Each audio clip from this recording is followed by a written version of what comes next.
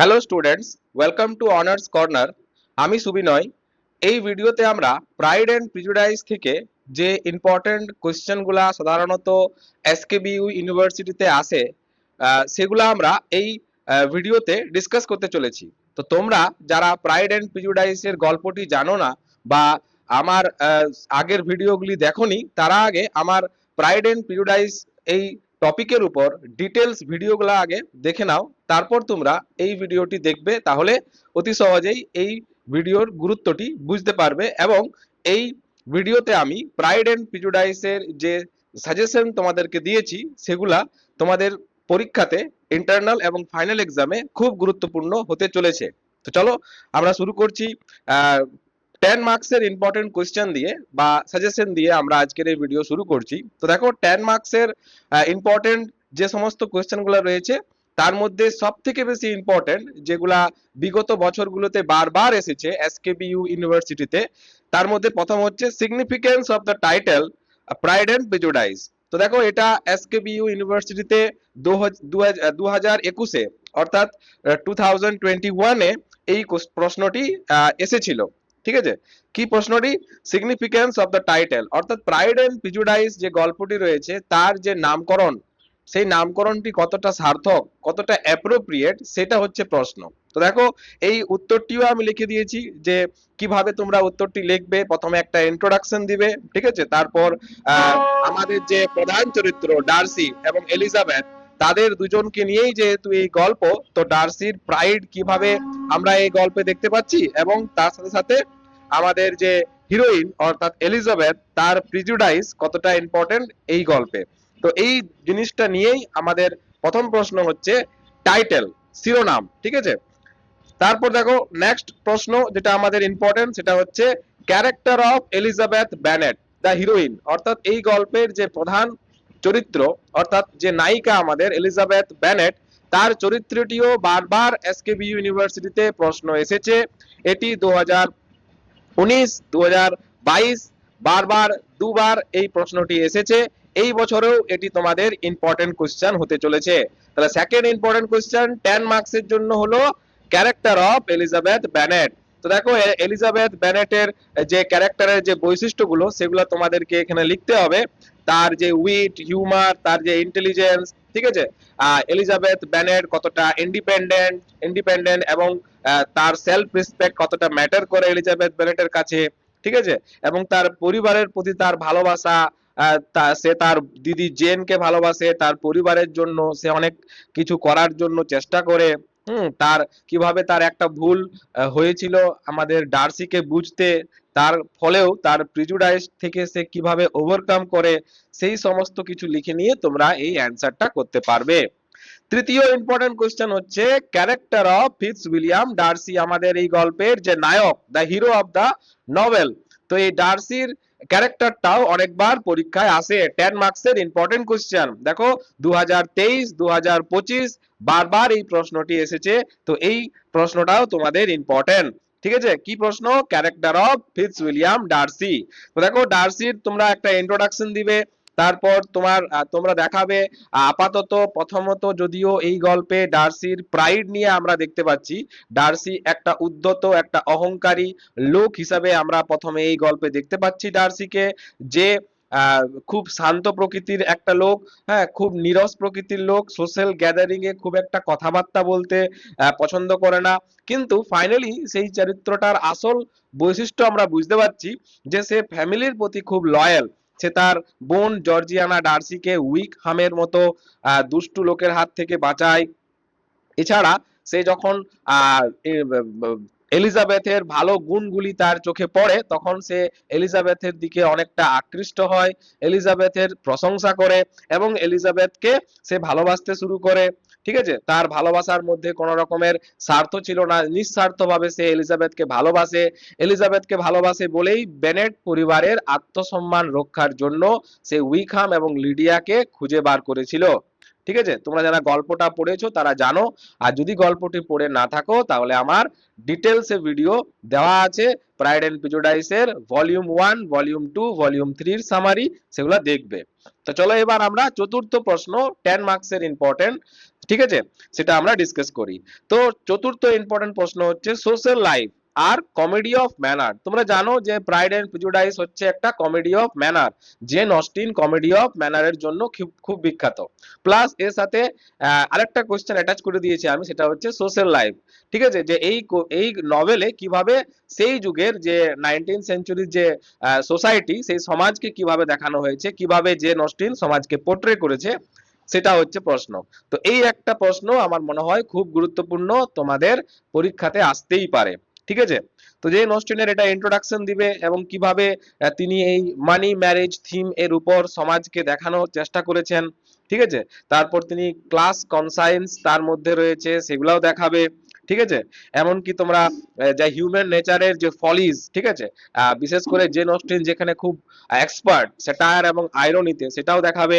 ঠিক আছে, এবং ফাইনালি তোমরা যে সোসাইটিতে যে জিনিসগুলো হয় সেগুলা এই গল্পে কিভাবে দেখানো হয়েছে সেগুলো দেখাবে এবং একটা কনক্লুশন দেবে, তাহলেই তোমাদের উত্তরটা হয়ে যাবে। ঠিক আছে, আমি যদি তোমরা কেউ চাও যে এই পিডিএফটি পেতে মানে পেতে চাও, তাহলে আমাকে কমেন্টে জানাবে। ঠিক আছে, আমি তোমাদেরকে এই পিডিএফটা দিয়ে দেব।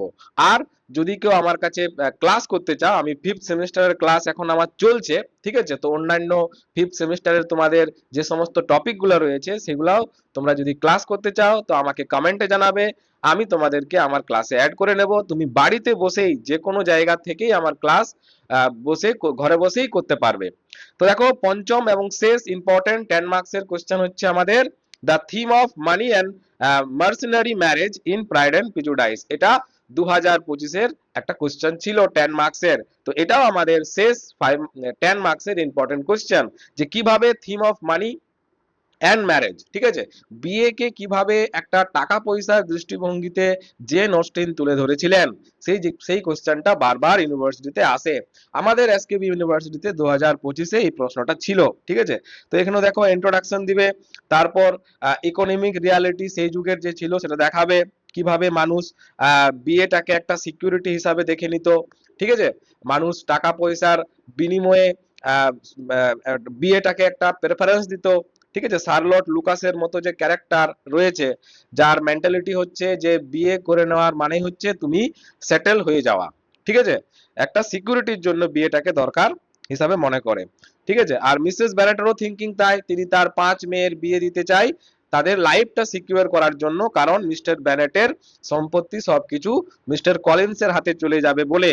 তারপর দেখো লিডিয়া এবং উইকহামের বিয়েটাও খুব বেশি ভেস্তে গিয়েছিল এই টাকা আর মানে সম্পত্তির ব্যাপারটা নিয়েই, তো সেই জিনিসটাও এখানে দেখাবে। এলিজাবেথ এবং ডার্সির বিয়েটা কিন্তু ম্যারেজের, তাদের যে বিয়েটা সেটা কিন্তু টাকা পয়সা থেকে অনেক উপরে ছিল, তাদের ছিল আইডিয়াল লাভ, তারা একে অপরকে ভালোবাসার বিনিময়ে বিয়ে করেছিল। তো এভাবে কনক্লুশন দেবে, তবে তোমাদের এই কোশ্চেনটা হয়ে যাবে। তাহলে দেখো আমি তোমাদেরকে 5টা কোশ্চেন ডিসকাস করে দিয়েছি 10 মার্কসের। ঠিক আছে, আশা করি এই 5টা কোশ্চেনের মধ্যে তোমরা 100% একটা না একটা নিজের ইউনিভার্সিটির পরীক্ষায় পেয়ে যাবে। এবার দেখো আমি 5 মার্কসের কিছু কোশ্চেন তোমাদের জন্য ডিসকাস করে দিয়েছি, যেগুলো তোমাদের ইন্টারনাল এবং ফাইনাল এক্সামের জন্য খুব গুরুত্বপূর্ণ হতে চলেছে। তো প্রথম প্রশ্ন হচ্ছে portrayal of women characters in Pride and Prejudice.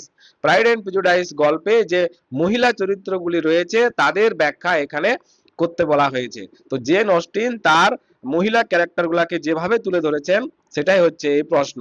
তো দেখো মহিলা ক্যারেক্টারের মধ্যে মিসেস ব্যানেট রয়েছে, জেন রয়েছে, এলিজাবেথ রয়েছে, শার্লট লুকাস রয়েছে। তো সেই সমস্ত ক্যারেক্টারগুলো তোমাদেরকে ব্যাখ্যা করতে হবে। সেকেন্ড 5 মার্কসের important question, use of irony in Pride and Prejudice. এটা একটা খুব ইম্পর্টেন্ট, খুব গুরুত্বপূর্ণ প্রশ্ন, কারণ এসকেবিইউ ইউনিভার্সিটিতে 2024-এ এই প্রশ্নটা এসে গিয়েছিল। ঠিক আছে, তো এবারেও তোমাদের এটা পরীক্ষায় আসার চান্স খুব হাই। ঠিক আছে, কি ইউজ অফ আইরনি। তো দেখো কি কি ভাবে আমাদের জেন অস্টিন আইরনি ইউজ করেছে। আইরনি তো অনেক রকমের হয়, কিছু ভার্বাল আইরনি হয়, মুখে মুখে যে আইরনিগুলি হয়, তারপর সিচুয়েশনাল আইরনি হয়, তারপর তোমার ড্রামাটিক আইরনি হয়, সেই সমস্ত জিনিসগুলো তোমাকে এখানে দেখাতে হবে। থার্ড 5 মার্কসের ইম্পর্টেন্ট কোশ্চেন, এপিস্টোলারি এলিমেন্ট অর্থাৎ লেটার্স। তুমি দেখেছো যদি প্রাইড এন্ড প্রেজুডিস এর গল্প যারা পড়েছো তারা জানো যে এপিস্টোলারি বা লেটার, চিঠির ভূমিকা এই গল্পে খুব বেশি রয়েছে।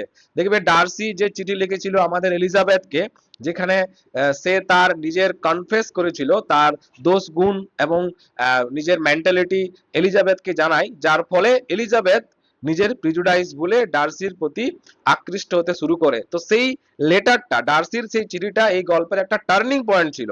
তাই এরকম অনেক লেটার আমরা এই গল্পে দেখতে পাচ্ছি যেগুলো খুব ইম্পর্টেন্ট, যেমন ডার্সির লেটার, তারপর ক্যারেক্টার ডেভেলপমেন্টে মিস্টার কলিন্সের লেটার, তারপর তোমার প্লট ডেভেলপমেন্টে আমাদের যে মিসেস এবং মিস্টার গার্ডিনারের যে লেটারগুলো সেগুলাও। তো এরকম লেটারের ভূমিকা এই গল্পে রয়েছে।